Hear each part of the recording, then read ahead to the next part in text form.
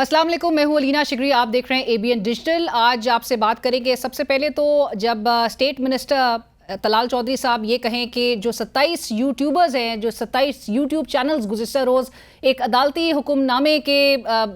तहत उनको बैन करने का एक हुक्म जो सादर हुआ, ना उनको सुना गया, ना वो मवाद जो कि एंटी स्टेट बताया जाता है, जिसकी बिना पर ये इतनी बड़े जो है फैसले से उनको दो चार किया गया। उन 27 मारूफ यूट्यूबर्स जो कि पाकिस्तान में भी, उनमें सहाफ़ी हैं, उनमें इन्फ्लुएंसर्स हैं,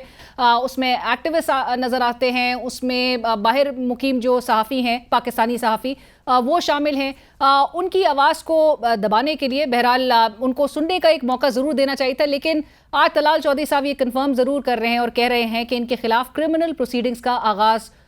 होगा। और क्रिमिनल प्रोसीडिंग्स जब हम सोचते भी हैं तो हमें हैरत होती है, क्योंकि बहुत ज़्यादा अरसा इस बात को नहीं हुआ कि जब यही हुकूमत में मौजूद तमाम अफराद जो हमें नज़र आते हैं, वो जब अपोजिशन बेंचेस पर होते थे तो इन्हीं सहाफ़ियों, और इनमें काफ़ी ऐसे नाम हैं, मतीउल्लाह जान साहब हैं, असद तूर हैं, और दीगर के घर जो है वो जाया जाता था। और उस वक्त की जो हुकूमत थी पाकिस्तान तहरीक इंसाफ की, उसके जो मीडिया के ख़िलाफ़ जो इक़दामात थे उसको बहुत ज़ोरों से कंडेम किया जाता था, उसकी मज़म्मत की जाती थी। और शहबाज शरीफ साहब, मरीम नवाज़ साहिबा, वो हमें याद है कि 24 घंटों में बार बार सहाफ़ियों के कैंप्स में जो है वो जाते थे, दिलासे देते थे, एश्योरेंसेस करवाई जाती थी कि सहाफ़ियों की आवाज़ बना जाएगा, और किस तरह से जो ये जंजीरें हैं उन शैकल्स को तोड़ देने की ज़रूरत है। लेकिन आज जब हम इनको ट्रेजरी बेंचेस पे देखते हैं, इनको बरसरे इक़्तिदार देखते हैं, तो ये उसको जस्टिफाई करते हैं, ये हमें कह के कि हम तो नहीं थे, हम तो उनके घर नहीं गए थे, और अगर तो एंटी स्टेट कोई भी मवाद होगा, क्या इन्होंने ऐसा रियासत मुखालिफ मवाद जो है वो अपने यूट्यूब चैनल्स के ज़रिए वो नशर कर रहे थे, वो एविडेंसेस को ज़रूर सामने रखने की ज़रूरत थी। ये भी हमें बताया जाता है हुकूमती सर्कल्स की तरफ से कि हमसे बग़ैर पूछे हमारे बारे में अगर कोई ख़बर है तो हमसे पहले एटलीस्ट हमारा वर्जन तो लिया जाए। यही चीज़, यही कोर्ट रिपोर्टिंग जो है, ये हजरात जिनके नाम आज हमें उस लिस्ट में नज़र आते हैं, ये तो माजी में भी करते थे, ये पीटीआई के दौर में भी करते थे, लेकिन उस वक्त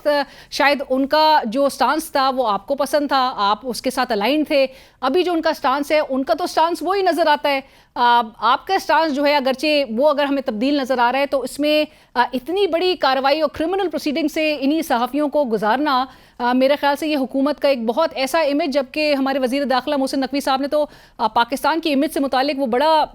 परेशान है। वो कहते हैं कि ये जो हमारे मुल्क में भिखारी माफिया है, इसने मुल्क की बड़ी एक नेगेटिव इमेज जो है वो दुनिया भर में वो भेज रहा है। सो एक परहैप्स हम ये शायद असेस करते हैं कि एक क्रैकडाउन और एक बड़ा संगीन क्रैकडाउन करने की ज़रूरत है इनके खिलाफ। लेकिन ये कौन सी इमेज है जो कि हम अगर सहाफ़त, ह्यूमन राइट्स की वायलेशंस, कॉन्स्टिट्यूशनल नॉर्म्स की वायलेशंस, कॉन्स्टिट्यूशनल राइट्स की वायलेशंस, जिनको एक न्यू नॉर्म बना दिया गया है, ये पाकिस्तान का कौन सा चेहरा दुनिया भर में हम उजागर कर पा रहे हैं इस किस्म की कदगनों से? अब जबकि हमें पता है 2 महीने कबल तक पाकिस्तान इंडिया कॉन्फ्लिक्ट के दौरान भी जब हमारे यहाँ पे यूट्यूब चैनल्स जो भारत में ब्लॉक करने की तरफ भारत जा रहा था, तो हम उसको सेलिब्रेट कर रहे थे ये कह के कि ये देखिए जी, भारतीय मीडिया वॉर हिस्टेरिया क्रिएट कर रहा है, और किस तरह से एक जिंगोइज़म पे जो है उसका शिकार नज़र आता है, और वहाँ पर जो भारतीय स्टेट है, रियासत है, वो किस तरह से प्रोपेगेंडा फैलाने के लिए, और जो पाकिस्तान की जो हक़ाइक़ पर मबनी आवाज़ है उसको दबाने के लिए अब इस किस्म के हरबों और हथकंडों पर उतर आया। पाकिस्तान में तो किसी की आवाज़ नहीं दबाई गई। तो मेरे ख्याल से फिर जवाज़ मिल जाता है पड़ोसी मुल्क को भी कि इस किस्म के इक़दामात से, जिसमें ज़ाहिर है कि ये बहुत एक नेगेटिव एक तासुर देता है। पाकिस्तान में ऑलरेडी मीडिया बड़े कर्ब्स का शिकार है, बहुत कुछ जो है वो मीडिया के लिए ऑब्स्टिकल्स क्रिएट किए जा चुके हैं। पीका एक ऐसा कानून भी लेकर आया जा चुका है, और यही हुकूमत माजी में इस हवाले से जो है वो बड़े सख्त रिजर्वेशंस रखती थी,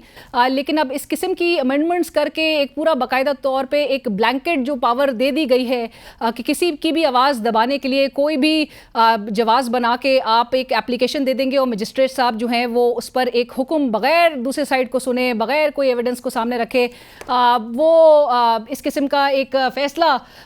मुसल्लत कर देंगे, और उस फैसले के तहत बाकायदा तौर पे क्रिमिनल प्रोसीडिंग्स। अब ये सेक्शन 37 का जवाज़ बना के ये एप्लीकेशन भी भेजी गई थी। अब ये सेक्शन 37 जो पीका कानून का है, वो अथॉरिटी देता है पीटीए को, यानी कि पाकिस्तान टेलीकम्युनिकेशन अथॉरिटी को, और दूसरा जब अमेंडमेंट हुई इसमें, तो ये सोशल मीडिया प्रोटेक्शन अथॉरिटी जो है उसको ये एक हक हासिल है कि वो एप्लीकेशन दे सकते हैं, ना कि एक सब इंस्पेक्टर साहब की तरफ से ये एप्लीकेशन जाए। बट बहरहाल ये हुकूमत है जो कि ओन नहीं कर रही, ओनरशिप नहीं ले रही है इस डिसीजन की, लेकिन ये हुकूमत ही को मेरे ख्याल से तनकीद इस वक्त बर्दाश्त नहीं हो रही, और ये वो तमाम आवाज़ें हैं। लेकिन आप एक्सट्रीम स्टेप की तरफ जा रहे हैं जो कि कल को आप फिर इस चीज़ को आप कंडेम कर रहे होंगे सहाफ़ियों के साथ इस सलूक को, क्योंकि time never remains the same, और हमेशा पाकिस्तान से मुताल्लिक़ बात कही जाती है कि यहाँ पर you can not predict anything but the past. दूसरी तरफ आते हैं जी, पाकिस्तान तहरीक इंसाफ की जो एहतजाजी तहरीक है उस पर भी बहुत ही पाकिस्तान तहरीक इंसाफ के इंटरनल सर्कल्स में क्या बात हो रही है, जो ज़राए हमें बता रहे हैं वो ये है कि एहतजाजी तहरीक के लिए जो एक लाएमल इस हफ्ते मुतवक्के है, जो एक बाकायदा तौर पे तहरीक का जो एक स्ट्रैटेजी होगी जो कि बन जानी चाहिए, क्योंकि 26 नवंबर के बाद से अब तक तकरीबन कोई 7.5 माह हो चुके हैं। इस महीने की 26 तारीख को 8 माह ऑलमोस्ट हो जाएंगे, और फिर 5 अगस्त को 2 साल, यानी कि उस तहरीक का जो नुक्ता उरूज कहते हैं कि वो पीक जो है हिट करेगा जब 2 साल से इमरान खान साहब को मुकम्मल तौर पे 2 साल हो जाएंगे पाबंद सलासल जब से उनको किया हुआ है। सो उसके लिए Pakistan Tehreek Insaf has to come up with a potent strategy. Platforms बनाए गए तहरीक तहफ़्फ़ुज़ आईन पाकिस्तान के भी फॉर्म में, लेकिन वो पोटेंट फोरम जो है वो साबित नहीं हो सका। ज़ाहिर अलाइन नहीं थे अपोजिशन की, आपने जमातों को एक साथ नहीं किया। ग्रैंड अपोजिशन अलायंस वही साहब का जो पाकिस्तान तहरीक इंसाफ की लीडरशिप है, जो कि सियासतदान हैं, जो कि सियासी समझबूझ रखते हैं, जो सियासी स्ट्रैटेजीज फ़ौरन किस तरह से काउंटर करनी है, हुकूमती इकदाम को किस तरह से काउंटर किया जाना चाहिए, वो बार बार हाईलाइट करे थे। इस मौजूदा क़यादत पाकिस्तान तहरीक इंसाफ की जो है उसकी इनकॉम्पिटेंसी को, उसकी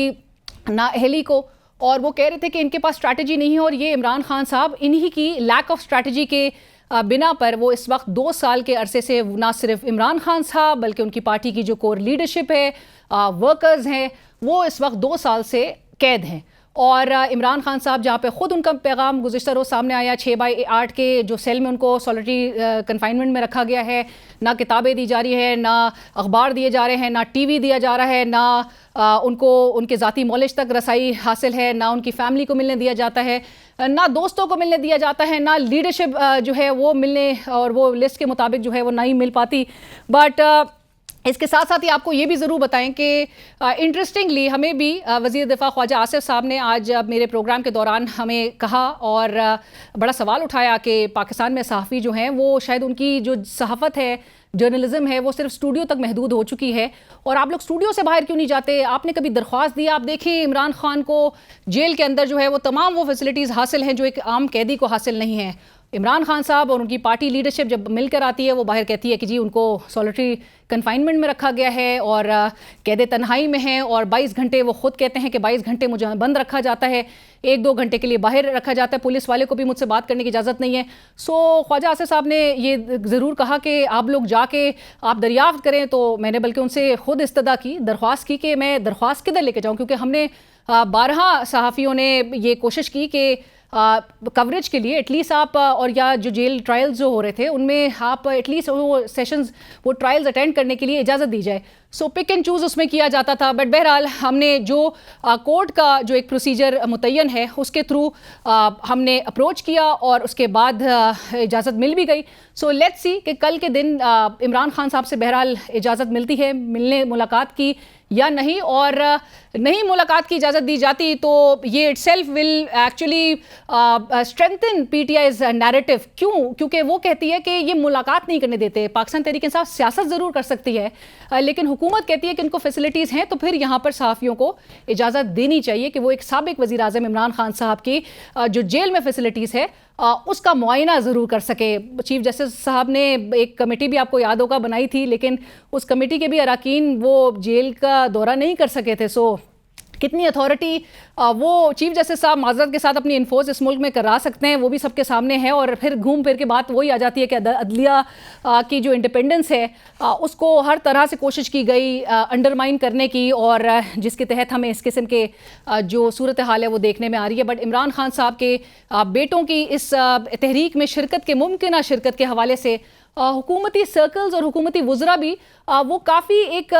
मिक्स सिग्नलिंग आ रही है हुकूमती सर्कल्स में से। और कुछ वुज़रा हैं जो कि कह रहे हैं कि जी हमें कोई एतराज़ नहीं है, बशमूल वज़ीर दिफ़ा ख्वाजा आसिफ साहब के। सेनेटर इरफान सिद्दीकी साहब भी कहते हैं कि बिल्कुल आएँ, आप आके उसमें पार्टिसिपेट करें, कोई एतराज़ नहीं है। लेकिन राना सनाउल्लाह साहब कल से वो कह रहे हैं कि ये आएंगे तो क्यों नहीं गिरफ्तार होंगे। और बैरिस्टर अकील मलिक साहब हैं, स्टेट मिनिस्टर हैं ऑन लॉ एंड जस्टिस, वो खुद भी कहते हैं कि जी फॉरेन नेशनल्स हैं और अगर डुअल नेशनैलिटी है तो आप पाकिस्तान की पॉलिटिक्स में एक्टिवली पार्टिसिपेट नहीं कर सकते हैं। So either the government has to be on the same page, एक ही पेज पे आना उनको ज़रूरी है। कर सकते हैं शिरकत, नहीं कर सकते हैं, नहीं अगर करने दिया तब भी हुकूमत जो है वो बहुत एक वीकेंड पे नजर आएगी। क्योंकि यही हुकूमत थी जो कि इनको ताने देती थी कि आप इमरान खान ने अपने बेटों को बाहर रखा हुआ है, बच्चों को, और वो यहाँ पर दूसरों के बच्चों को उसने ईंधन बनाया हुआ है। वो एहतजाजी तहरीक में दूसरों के बच्चे मार पिटवा रहा है उनको और शहीद करवा रहा है और अपने बच्चे बाहर रखे हुए। सो अब जबकि बच्चे आना चाह रहे हैं, सो उसके लिए तो हुकूमत को पूरे मौके मेरे ख्याल से प्रोवाइड करने चाहिए। लेकिन पीटीआई के अंदर की बात जो